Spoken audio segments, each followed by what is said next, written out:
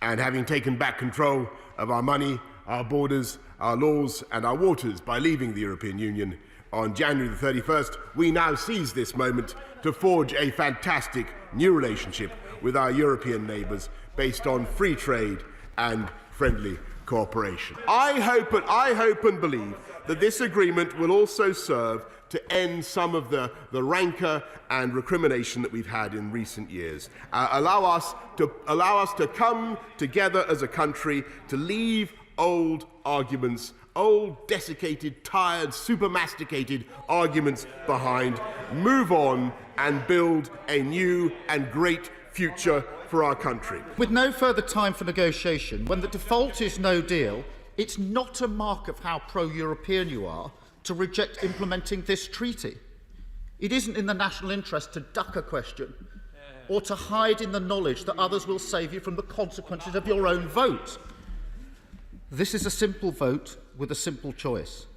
Do we leave the transition period with the treaty that's been negotiated with the EU, or do we leave with no deal? And so Labour will vote to implement this treaty today, to avoid no deal, and to put in place a floor from which we can build a strong future relationship with the EU. The Prime Minister, at a press conference, told the British public there will be no non-tariff barriers to trade. It's not true, and the Prime Minister knows what he said is not true. He simply won't stand up and acknowledge it today, and that speaks volumes about the sort of Prime Minister that we have.